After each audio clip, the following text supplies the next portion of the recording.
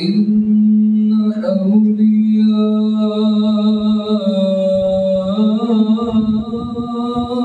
الله لا خوف عليهم ولا هم يحزنون صدق الله مولانا وبلغ رسوله الكريم الأمين ونحن على ذلك من الشاهدين والشاكرين والحمد لله رب العالمين.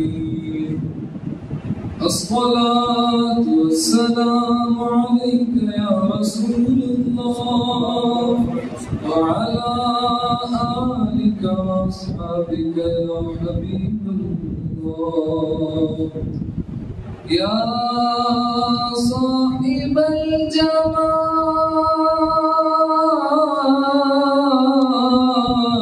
ويا سيد البشر من وجهك المنير لقد نور القمر لا يمكن الثناء كما كان حقه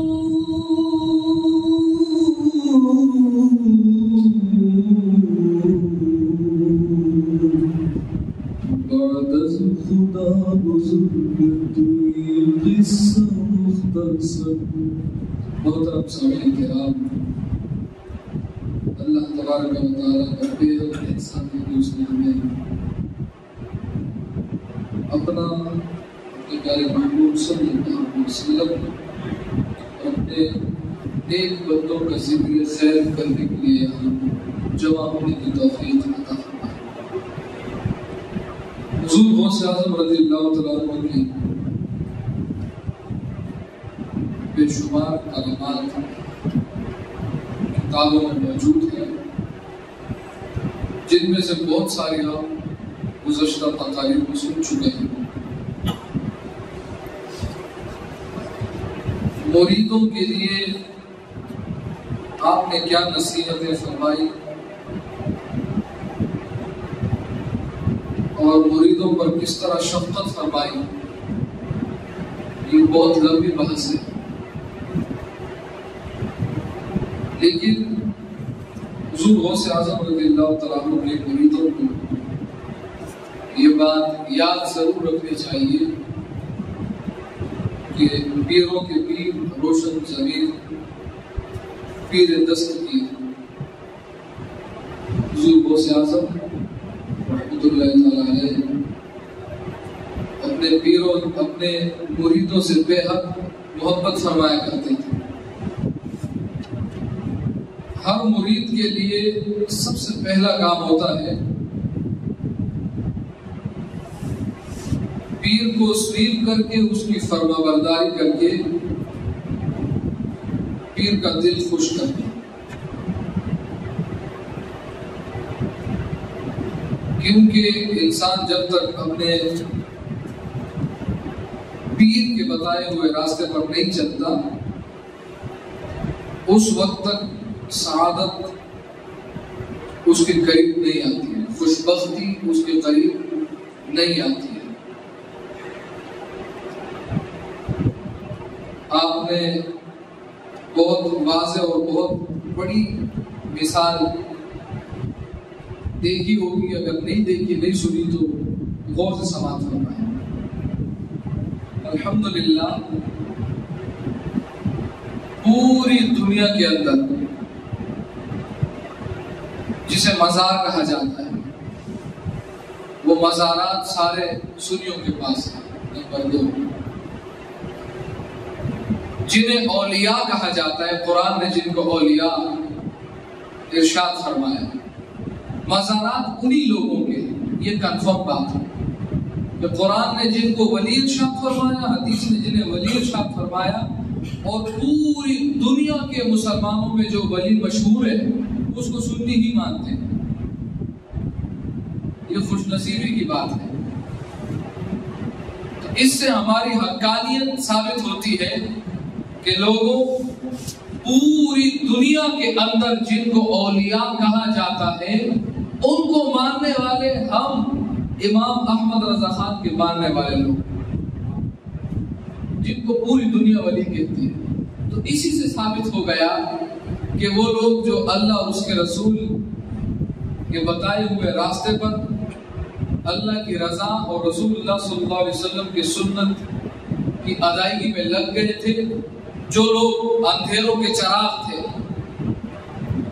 جو بیابانوں میں چمکنے والے سورج تھے،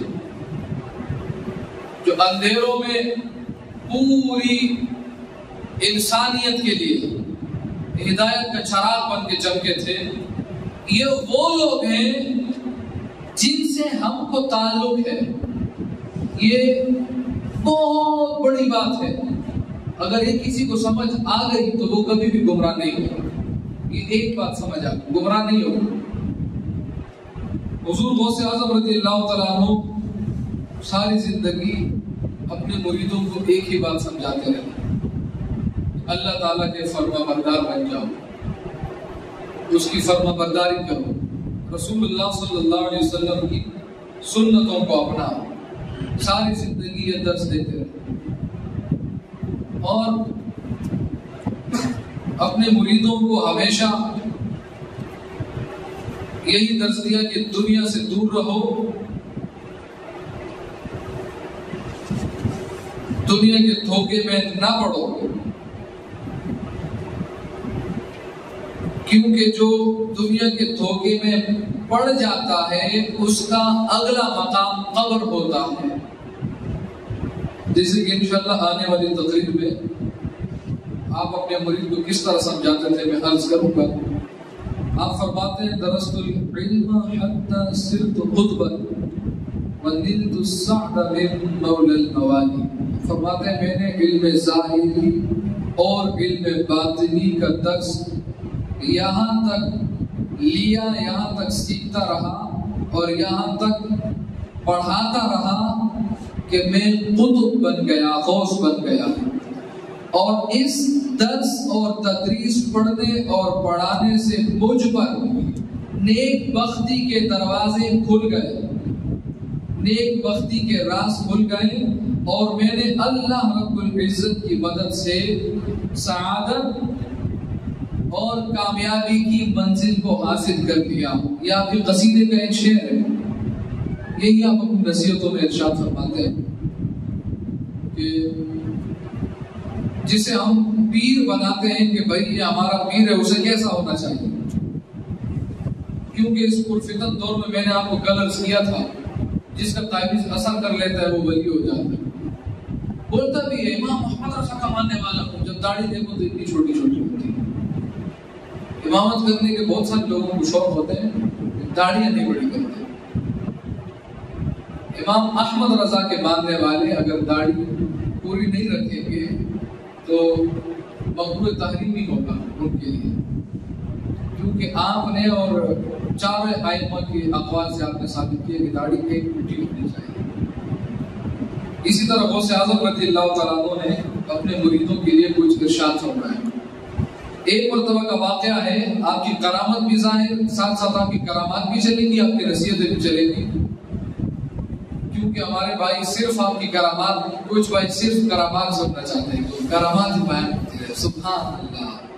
حالانکہ حضور غوث اعظم رضی اللہ تعالیٰ عنہ تو اس قدر اللہ عز و جل کی عبادت کے شوقین تھے کہ اللہ تبارک و تعالیٰ نے آپ کو عبادات سے، ریاضات سے، مجاہدات سے، جنگلات سے جانے کا حکم دیا.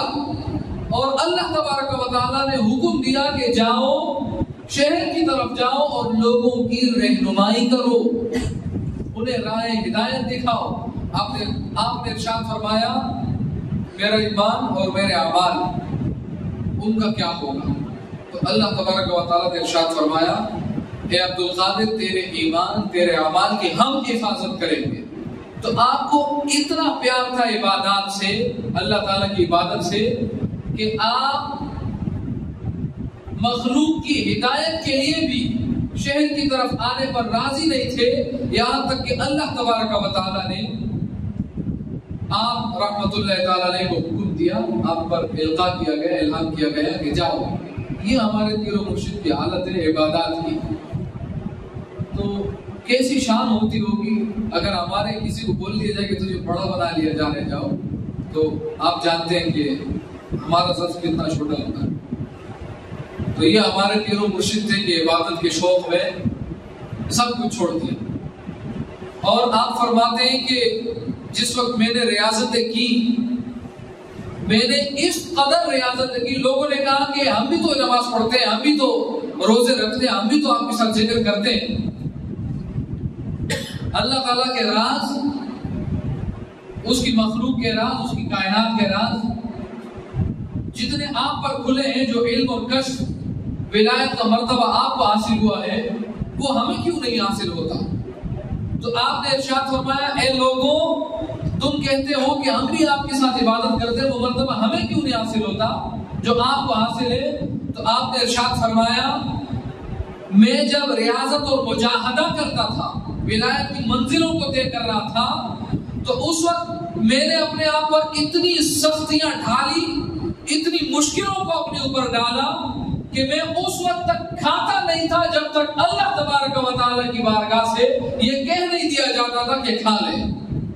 میں اس وقت تک پیتا نہیں تھا جب تک اللہ عز و جل پینے کی اجازت نہیں دیتا تھا، اور میں اس وقت سوتا نہیں تھا جب تک مجھے سونے کے لیے کہا نہیں جاتا تھا۔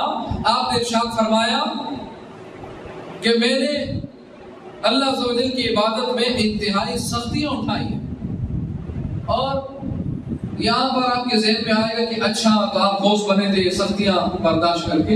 یہ میں پہلے عرض کر چکا ہوں کہ آپ غوث سختیاں برداشت کر کے نہیں بنے، آپ کے لیے غوثیت مقدر کر دی گئی تھی، تقدیر میں لکھ دی گئی تھی، آپ پیدائشی غوث تھے، ولی اللہ تھے، لیکن آپ نے بتانا تھا کہ اے لوگوں، اللہ تبارک و تعالیٰ جسے جو چاہے عطا فرما دے، لیکن اللہ تعالیٰ کا فرما بردار، اس سے محبت کرنے والا، اللہ تبارک و تعالیٰ سے عشق کرنے والا، اس کی رضا سے پیار کرنے والا بندہ وہ ہوتا ہے جس کو اپنی ولایت کا علم اگرچہ بچپن میں ہو جائے، لیکن پھر بھی بڑھاپے تک آپ نے 40 سال تک عشاء کے وضو سے فجر کی نماز ادا فرمائی، پوری رات جاگ کر عبادت کیا کرتے تھے۔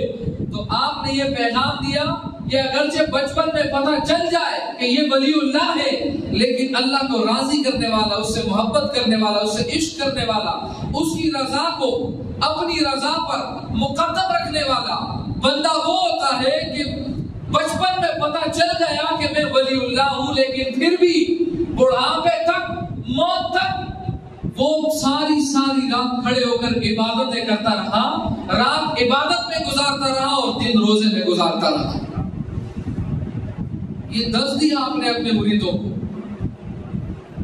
کہ کوئی یہ بھی نہ سمجھے کہ آپ ریاضتیں کر کے غوث بنے تھے، لیکن آپ نے درس دیا کہ کوئی کتنے ہی مرتبے کا ولی کیوں نہ ہو، ولی ہوتا ہی وہ ہے جو اللہ تعالیٰ کی یاد سے کبھی جدا نہ ہو، ولی ہوتا ہی وہ ہے۔ تو یا تو وہ ولی بن گئے جو خود کرتے نہیں، یا مریدوں کو بھی بولتے ہیں کہ تو بھی نہیں کر، معاذ اللہ۔ دیکھا ہے ہم نے جگہ جگہ ولایت کی سندیں تقسیم ہوتی ہیں، آپ جا کے پیر صاحب کو نذرانہ دیں، آپ کو سرٹیفکیٹ دے دے گا، چلو تم بھی مرید کرو۔ ایسے ہوتا ہے، بک رہی ہے سندیں، ولایتیں بک رہی ہیں، ایک مور لگا دی، ایک سائن کر دی، کیا ہوا، جاؤ تم ولی بن گئے۔ ہم نے تو ایسے لوگوں کو دیکھا ہے کہ وہ، میں کسی کے پیشے کو ہٹ نہیں کر رہا ہوں، کوئی بولے کہ یہ اس کو ہٹ کر دیا، میں سمجھا رہا ہوں۔ ایسے لوگ بھی دیکھے ہیں کہ وہ بال کاٹتے ہیں عورتوں کے، لیکن آستانہ بنائے ہوئے۔ ایسے لوگ دیکھے مالشیں بھی کرتے ہیں، سرٹیفکیٹ بھی پاس ہے ولی اللہ، علمان والحفیظ۔ تو غوث اعظم رضی اللہ تعالیٰ عنہ ایک مرتبہ حضرت خضر علیہ السلام گزر رہے تھے، وہ گزر رہے تھے تو آپ نے ارشاد فرمایا، رکیے، اگر آپ اسرائیلی ہیں تو میں محمدی ہوں، میری بات بھی سماعت فرمائیے۔ اپنی بات سنانے کے لیے آپ نے خضر علیہ السلام کو روک لیا اور آپ نے انہیں اپنا کلام سنایا۔ اس واقعے سے یہ ثابت ہوتا ہے کہ حضور غوث اعظم رضی اللہ تعالیٰ کو صرف ظاہری ولی نہیں تھے، آپ کا باطن روشن تھا، آپ کو فرشتے نظر آتے تھے، آپ کو انبیاء نظر آتے تھے، یہاں تک کہ آپ کی مجلس میں انبیاء کرام تشریف لاتے تھے۔ ایک مرتبہ کیا ہوا کہ آپ کی پیدائش سے کئی سال پہلے ایک بہت بڑے ولی اللہ نے، جو علماء میں مشہور ہے ولی اللہ، انہوں نے اپنے بیٹے سے کہا کہ بیٹا، ایسے ایسے زمانے میں ایک ولی اللہ ظہور کرے گا جس کا نام عبد القادر ہوگا، تم اس کی پیروی کرنا، کیونکہ اس زمانے میں سب کے سب اولیاء کرام اسی کی پیروی کریں گے، اسی کے راستے پر چلیں گے، اسی کے ارشادات کے نیچے ولایت کی منزلوں کو طے کریں گے۔ اب یہ صاحب جب آئے تو یہ سوچنے لگے میں بھی تو دیکھوں کہ یہ عبد القادر کون ہے۔ جب یہ آئے تو ان کا اپنا بیان ہے، وہ فرماتے ہیں کہ جب میں وہاں حاضر ہوا، میں کیا دیکھتا ہوں کہ اولیاء کرام کا ایک بڑا اجتماع لگا ہوا ہے، اور آپ کے اوپر رجال الغیب موجود ہیں۔ رجال الغیب کون ہوتے ہیں آپ جانتے ہیں؟ یہ اولیاء کا ایک گروہ ہے جو ہمیشہ غائب رہتا ہے، اور یہ کہتے ہیں نا کہ بھئی کرامت ہو تو کرامت نہیں دکھاتا، کیسا ولی ہے؟ تو یہ رجال الغیب جو ہوتے ہیں یہ کرامات نہیں دکھاتے ہیں، لیکن ان کی شان کیا ہوتی ہے؟ وہ کہتا ہے کہ جب میں نے حضور غوث اعظم رضی اللہ تعالیٰ عنہ کے اوپر دیکھا تو 313 یا اس کے آس پاس رجال الغیب آپ کے سروں پر، آپ کے سر کے چاروں طرف موجود تھے، ان میں سے کوئی کانپ رہا تھا، کسی کے آنسو بہ رہے تھے، اور کسی نے اپنی جین کو اپنی سینے سے لگا رکھا تھا۔ وہ سب کے سب چپ چاپ تھے، وہ زبان سے کچھ نہیں کہتے تھے، نہ وہ آنکھیں کھولتے تھے۔ یہ اولیاء ہوتے ہیں جو غائب ہوتے ہیں، ہم ظاہر کے دیوانے لوگ۔ اسی لیے آپ نے ارشاد فرمایا جس شخص میں یہ 12 خصلتیں، 12 چیزیں نہ پائی جائیں، وہ ولایت کا دعویٰ کرے کہ میں ولی اللہ ہوں، تو اس کی ولایت کو تسلیم نہیں کرنا، اس کو پیر نہیں بنانا۔ آپ نے ارشاد فرمایا نمبر 1، 2 چیزیں جو ولی ہونے کا دعویٰ کرے، 2 چیزیں خدا تعالیٰ سے سیکھے، عیب پوشی اور رحم دلی۔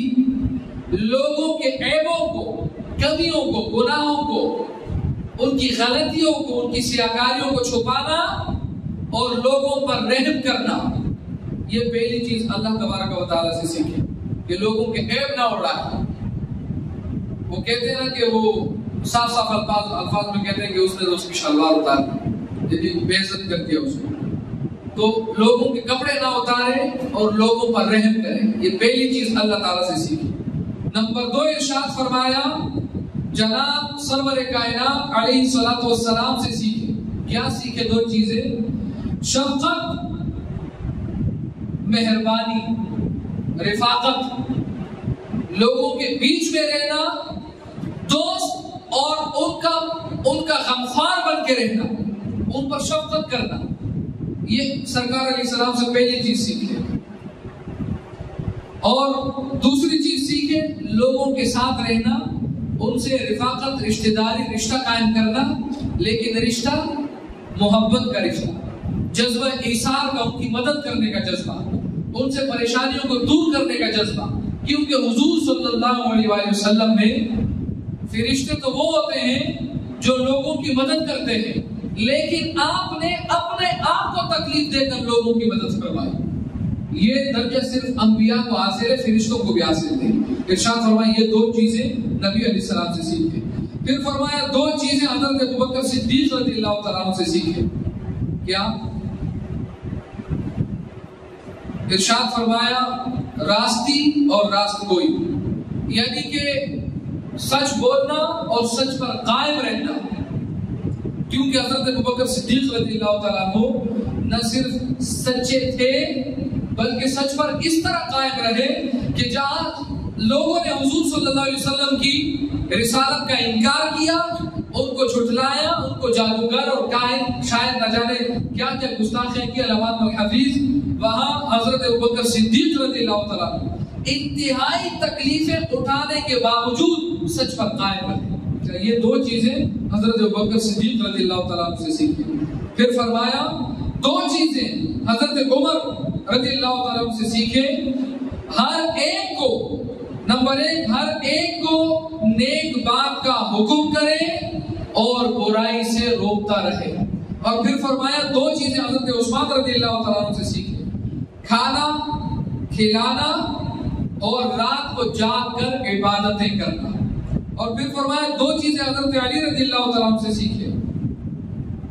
ارشاد فرمایا عالم بننا، علم حاصل کرنا اور بہادری جوان مردی سے کام لینا. یہ چیزیں جو اپنے اندر نہ ڈھال سکے تو وہ پیر ہونے کا دعویٰ نہیں کرے، اور جس میں یہ چیزیں نہ دیکھو تو اسے پیر نہ بنا. اتنی سخت آپ کی شرائط اور آپ کی گفتگو تھی ایک ایسے شخص کے بارے میں جو مقتدا ہونے کا دعویٰ کرتا ہے، پیر ہونے کا دعویٰ کرتا ہے. جائے کہ تعویذ دے کے کوئی پیر بن جائے. تعویذ تو کوئی بھی دے سکتا ہے. کتابیں، اتنی ساری کتابیں لوگ پوچھ رہے ہوتے ہیں. میں فلانے آدمی کے پاس گیا، اس سے میں نے کہا کہ مجھے کیا پرابلم ہے بتاؤ. اس نے کتاب میں ایسے انگلی ماری اور پھر ایک جگہ انگلی روک کے 3-4 صفحات کے بعد بولا تجھے یہی پرابلم ہے. تو کتاب میں مشکل حل کرتی. وہ کتابیں ادھر پاکستان انڈیا میں جو 50-50 روپے کی مل جاتی، تو 50 روپے میں بندہ 8 کروڑ پیر بن گیا. بات اللہ. پھر آپ نے ارشاد فرمایا کہ مقتدا بننے کے لیے، یعنی پیر بننے کے لائق وہ شخص ہے کہ جو علوم شرعیہ کا ماہر ہو، شریعت کے علم کا ماہر ہو. ارشاد فرمایا اور اولیاء کرام کی تمام باتوں کو سمجھتا ہو، اصطلاحات صوفیہ کو جانتا ہو. یعنی اولیاء کرام جو ولیوں کی جو اپنی زبان ہوتی ہے، رجال الغیب ہے، یہ ابدال ہے، یہ نقبا ہیں، اور یہ وغیرہ وغیرہ. ٹوٹل غالباً 12 قسمیں، بعض نے 12 بیان کیے، بعض نے اس سے کچھ شاید کم بیان کیے اولیاء کی قسمیں. تو ارشاد فرمایا اولیاء کی زبان جانتا ہوں. پھر ارشاد فرمایا اس کے بغیر اگر کوئی شخص مقتدا بننے کا دعویٰ کرے تو وہ مقتدا اور پیر بننے کا لائق نہیں ہے. حضرت جنید بغدادی رحمۃ اللہ تعالی علیہ فرماتے ہیں کہ ہمارا علم قرآن اور حدیث میں ہے. جس شخص نے کتاب اللہ، قرآن اور حدیث رسول کو نہ سیکھا اور قرآن و حدیث کو سمجھ کر نہ پڑھا ہو، فقیہ نہ بن گیا ہو، فقاہت نہ جانتا ہو، وہ پیر بننے کے لائق نہیں ہے. یہ غوث اعظم رضی اللہ تعالیٰ عنہ نے جنید بغدادی رحمۃ اللہ تعالی علیہ کا فرمان ذکر کیا. تو میرے بھائیوں، اس سے ہمیں یہ بات پتہ چلی کہ ہم لوگ صرف کلامات نہ سنیں حضور غوث اعظم رضی اللہ تعالیٰ عنہ کی، اور بس جو آپ کی 1-2 منقبتیں لکھ دے یا پڑھ دے یا ایک بڑا آستانہ بنا دے اور اس کے بعد بھلے کچھ بھی ہوتا رہے. کیونکہ لوگ مجھ سے پوچھتے رہتے ہیں کہ جو بعض لوگ ایسے ہوتے ہیں کہ مثال کے طور پہ ایک آدمی کہیں سے آیا، اس نے مجھے بڑا مجمع لگایا اور کہا کہ وہ جن نکالتا ہے. تو میں نے کہا ٹھیک ہے، جن نکالنے چاہیے. تو پھر اس نے کہا کہ ایک عورت آئی ان کے سامنے اور بال کھلے کر کے ایسے شروع کر دیا اس نے، اور کرتے کرتے چادر بھی اتر گئی اور بڑی بے حیائی کا حالت تھا. اور پیر صاحب کافی دیر تک قوالی لگا کے کہنے لگے پیر صاحب کہ جن حاضر کر رہا ہوں، قوالی لگا کے جن حاضر کر رہا ہوں. قوالی لگا کے کافی دیر تک وہ عورت ناچتی رہی ادھر ادھر، اور پیر صاحب ایک دم سے گھوم کر کے بولا کہ آ جاؤ. تو عورت ایک دم رک گئی، آگے جنات آ گئے عورت کے اوپر. تو پیر صاحب نے بولا کہ کیا چاہتے ہو؟ تو عورت نے کہا کہ آپ کا دیدار چاہتے تھے.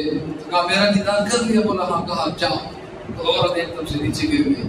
بولے کہ پیر صاحب نے ایک نظر سے جنات بگا دیا.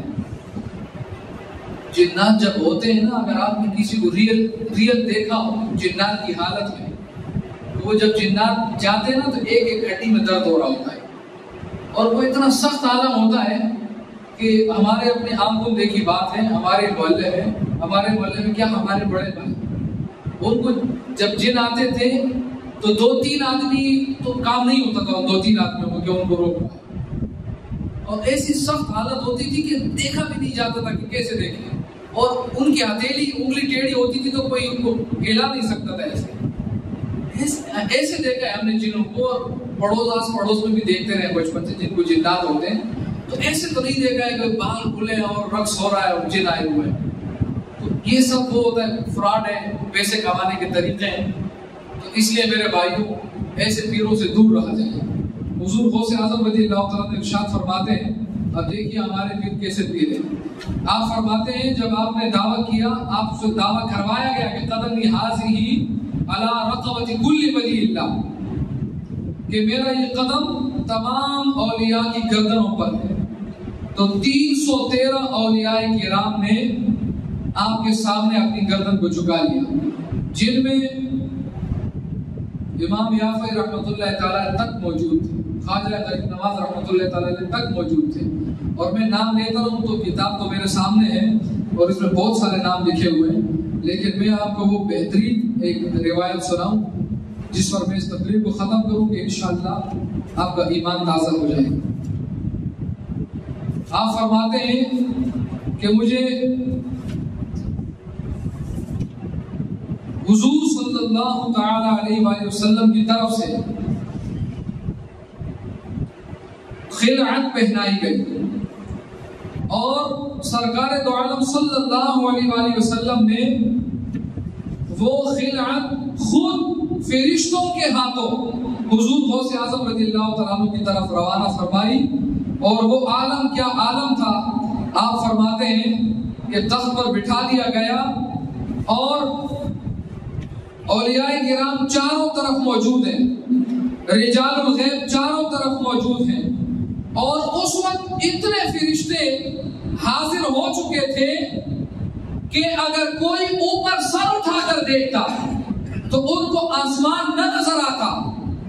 حضور غوث اعظم رضی اللہ تعالیٰ جیسے دستار بندی ہوتی ہے نا، کسی کوئی عالم بن جاتا ہے، دستار بندی ہوتی ہے، اس کو دستار پہنائی جاتی ہے تو لوگوں کو اکٹھا کیا جاتا ہے، تو یہاں حضور غوث اعظم رضی اللہ تعالیٰ عنہ کی دستار بندی تو نہیں تھی، لیکن حضور غوث اعظم رضی اللہ تعالیٰ عنہ کو وہ خلعت پہنائی جا رہی تھی جو حضور صلی اللہ علیہ وآلہ وسلم کی طرف سے بھیجی گئی تھی، اور میرے بھائیوں اس شان سے آپ کو پہنائی جا رہی تھی کہ باقاعدہ اللہ تبارک و تعالیٰ کی جانب سے فرشتوں کو بھیجا گیا، اور فرشتے بھی کتنے، اتنے سارے فرشتے کہ آپ فرماتے ہیں اگر کوئی سر اٹھا کر اوپر دیکھنا چاہتا تو ان کو آسمان نہ نظر آتا کہ آسمان ہے یا نہیں ہے، ہر طرف انہیں فرشتوں کا نور ہی نور نظر آتا۔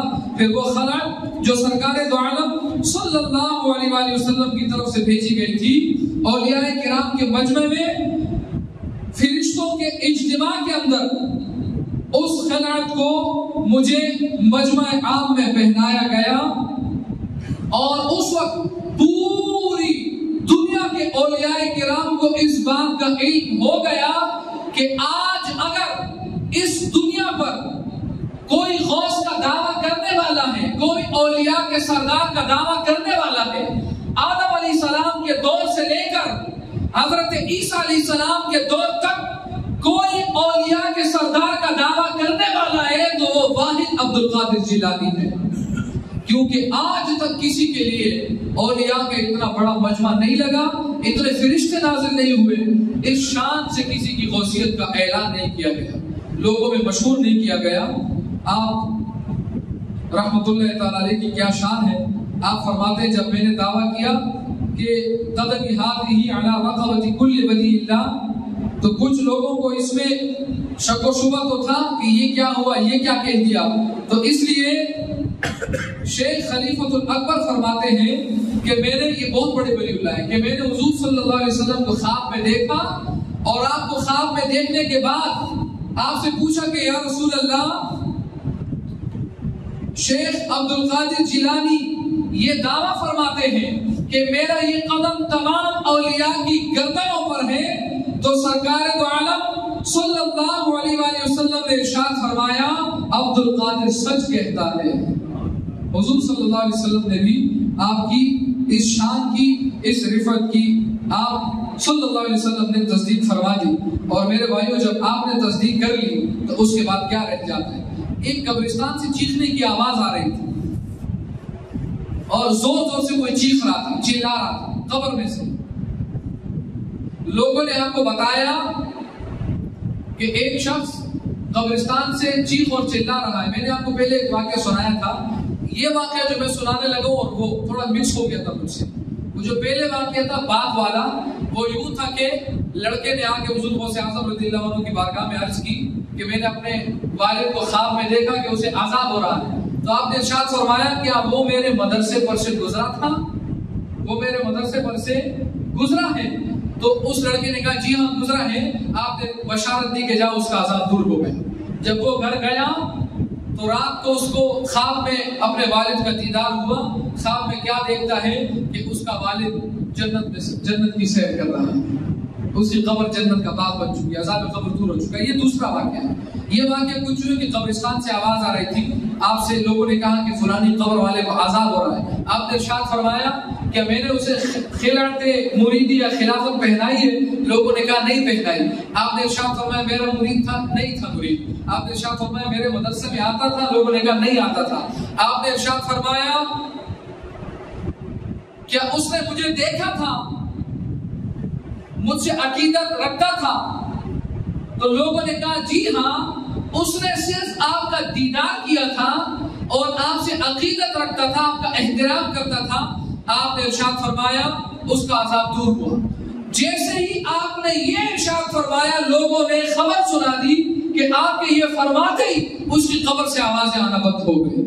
اللہ تعالیٰ نے اس کا عذاب دور فرما دیا. تو میرے بھائیوں ہمیں بھی چاہیے کہ حضور غوث اعظم رضی اللہ تعالیٰ عنہ سے جس طرح ہم زبانی عقیدت کا دعویٰ کرتے ہیں، زبان سے آپ کی منقبتیں پڑھتے ہیں، آپ کے 11 دن مناتے ہیں، اسی طرح عمل سے بھی ہم حضور غوث اعظم رضی اللہ تعالیٰ عنہ سے عقیدت کا اظہار کرنے کی کوشش کریں.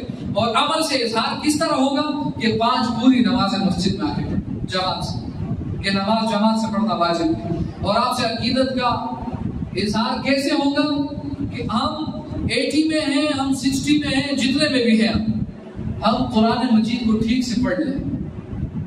قرآن مجید کو اس کے زیر زبر، اس کی تجوید کے مطابق پڑھ لیں. کیونکہ آپ رحمت اللہ تعالی علیہ بہت خوبصورت قرآن پڑھا کرتے تھے.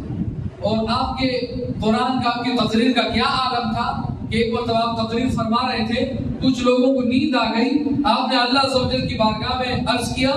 2 شعر آپ نے پڑھے جس میں سے ایک شعر کا مفہوم یہ تھا کہ یا اللہ تو نے مجھے شراب محبت پلائی ہے، تو جانتا ہے میں اکیلا پینے کا عادی نہیں ہوں، میرے ساتھ میرے مریدوں کو بھی پلا دے.